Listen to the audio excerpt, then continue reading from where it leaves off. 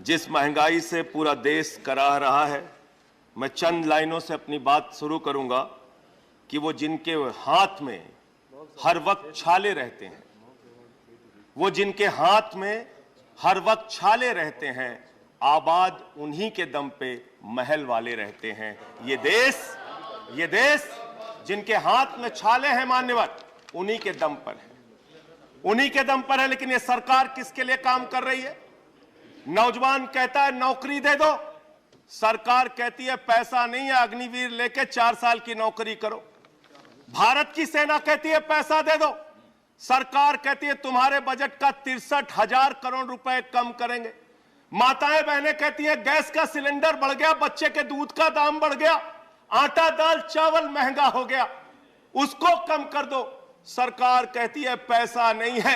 किसान कहता है फसल का दाम दे दो, फसल का दाम दे दो, सरकार कहती है पैसा नहीं है।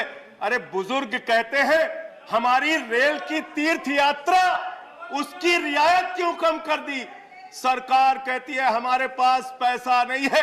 देश के लोग कहते हैं शिक्षा का बजट तो बढ़ा दो, सरकार कहती है 2% से ज्यादा बजट नहीं है। अरे स्वास्थ्य का बजट तो ठीक कर दो, मोदी जी, सरकार कहती है पैसा नहीं है। मानवर ये पैसा गया कहां, किसके पास गया ये पैसा? अरे ये पैसा गया नरेंद्र मोदी जी के मित्रों के पास गया, मित्रों के पास गया। मैं आपको बताता हूं मान्यवर कहां कहां गया।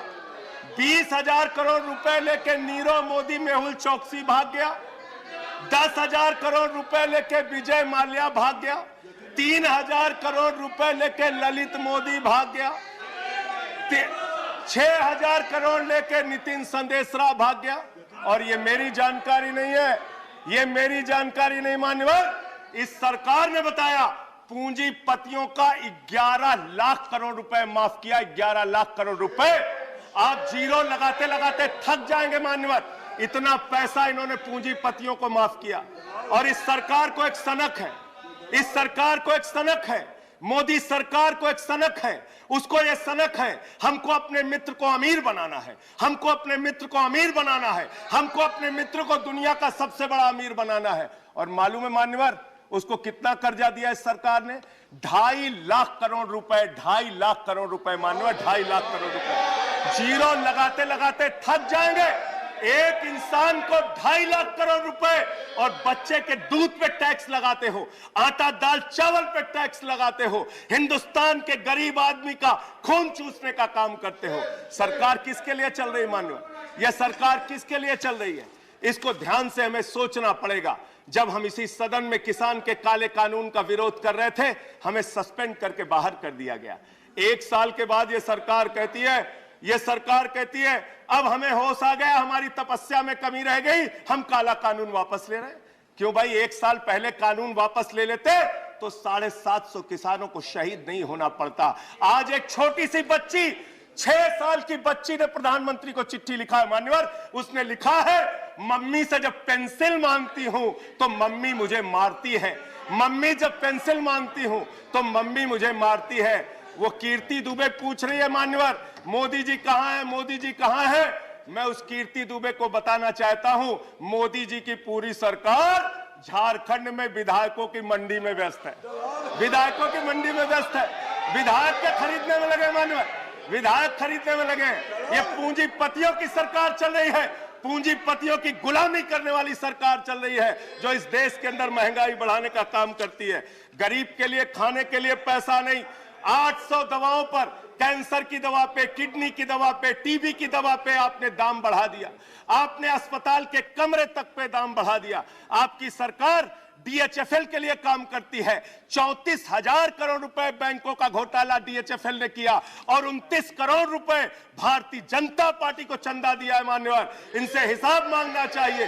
क्यों नहीं जाती ईडी इनके पास, क्यों नहीं जाती सीबीआई इनके पास? इनसे सवाल पूछना चाहिए मान्यवर। मैं सिर्फ इतना कहना चाहता हूं, आप खाने के लिए आपके पास, सरकार के पास पैसा नहीं, उस पर तो टैक्स बढ़ा देते हो, लेकिन गुजरात के अंदर जहरीली शराब पिलाते हो लोगों को, जहरीली शराब। 75 लोग जहरीली शराब पी के गुजरात के अंदर मर गए मानो, 75 लोगों की जान चली गई। दिल्ली के मुख्यमंत्री केजरीवाल जाते हैं देखने, गुजरात का मुख्यमंत्री उन लोगों से मिलने नहीं जाता, देश के प्रधानमंत्री उन लोगों से मिलने नहीं जाते, दिल्ली के मुख्यमंत्री केजरीवाल उन लोगों से मिलने जाते हैं।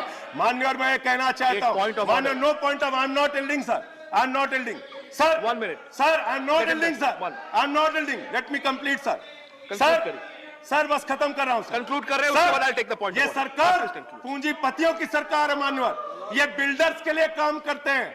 मैं आपको बता रहा हूं, गुजरात में मान्यवर, गुजरात के अंदर, गुजरात में नवासारी एक जगह है, गुजरात में सीआर पार्टी के जहां के सांसद, नहीं sir, I am not telling, इसी चेयर से कहा गया जब बोलते रहो तो किसी को पॉइंट ऑफ ऑर्डर नहीं देंगे। No sir, no, I am not telling, बात खत्म कर रहा हूं, मेरा लास्ट पॉइंट सर, ये सरकार पूंजीपतियों के लिए काम करती है। सरकार एक बिल्डर गुजरात के अंदर सीआर पाटिल के इलाके में, उसके लिए रास्ता बनाने के लिए राधा कृष्ण का मंदिर गिरा दिया इन्होंने। Point of order, Radha Krishna का मंदिर गिरा दिया।